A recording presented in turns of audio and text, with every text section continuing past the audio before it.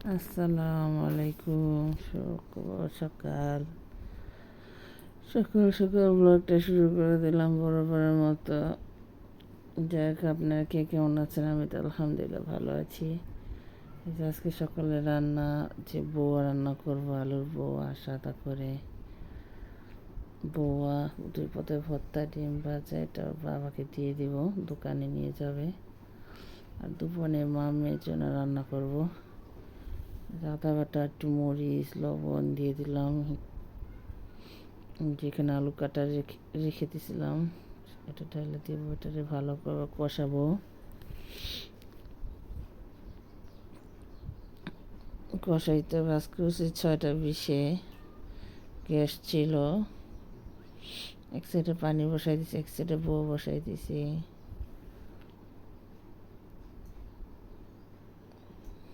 যাই যেখানে হইতেছে ভালোভাবে কষাইয়া তারপরে পানি দিয়ে দিব। যে পানি দিয়ে দিছি, দেখেন কতগুলো পানি দিছি, তারপর একটু নরম হয় নাই। যাই হোক, পানিটা শুকিয়ে গেছে, প্রায় হয়ে গেছে। এখন ধনে পাতা দিয়ে দিতেছি। ধনে পাতা যা ছিল তাই দিয়ে দিছি। এই সাদা বুয়াটা ধনে পাতা দিলে অনেক মজা লাগে, একদম বেশি বেশি করে দিলে অনেক মজা লাগে। আমার খুব ভালো লাগে বুয়াটা। হলুদ একটা, সাদা একটা রান্না করতে। আবার এই সাইডে শুটকি ডালতেছিলাম, যেখানে চেপা ভর্তা করতেছিলাম। রসুন অলরেডি ভাজা হয়ে গেছে, ডিম ভাজা হয়ে গেছে, ওটা ভর্তা হয়ে গেছে। এটা ভর্তা করলে হয়ে যাবে। এটা বসায় আবার পাটার কাজ করতেছিলাম। বউটা এখন দমে রাখবো। বড়টা প্রায় হয়ে গেছে আমার। এখন নামায় ফেলাবো বউটারে। এখন ওর বাবাকে খাবার দিয়ে দিব। ভর্তার করে এখন খাবার দিয়ে দিব। এই যে আমি খাবার বেড়ে ফেলছি। ওই বক্সে পাওয়া বলছি একটু বেশি করে দিতে। এই যে 2 বক্সে দিয়ে দিছি। আর এই যে এখানে 2 পদের ভর্তা করছি, ডিম ভাজা, আচার, দুটা দিয়ে এখন মেয়েরে ডাকবো। মেয়ে যাবে স্কুলে, স্কুলের জন্য ডাকবো। এখন স্কুলের জন্য ডাকতেছিলাম, আম্মু ওঠো চলো। সে উঠবে এখন, খাবে, রেডি হবে, তারপর তারা নিয়ে স্কুলে যাইতে হবে। বলতেছিলাম তাড়াতাড়ি আসো। এখন আমি আবার যে পাশের আন্টির জন্য বউয়া বাড়তেছিলাম, বউয়া দিয়ে দিব। আন্টির আঁকতে গেছে। ওই আন্টিও বিক্রমপুরের মানুষ পছন্দ করে আলুর বউয়া।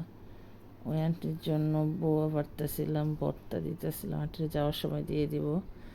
আর দিয়ে আমি খাবো। খাইয়া মেয়েরে খাওয়াবো, রেডি সেডি করে তারপরে মেয়েরে নিয়ে যাব স্কুলে।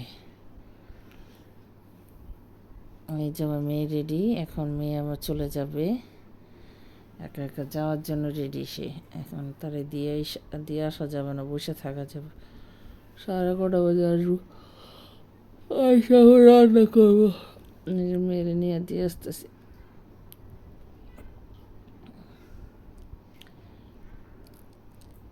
মেয়েরে নিয়ে আসছি 11:30 বাজে। এই যে আসতে আইসা সে খেলাধুলা করতেছিলাম। আমি ঘর দর গুছাইলাম। আজকে কাপড় চোপড় ধুই নাই, শুধু ঘরটার গুছাই টুসাইয়া। মেয়েও গোসু করে না, আমিও গোসু করবো না। দুপুরে রান্না বসাই দিছি। দেখি গ্যাস আসে না, একটু একটু আসে, তাতে রান্না হয় না।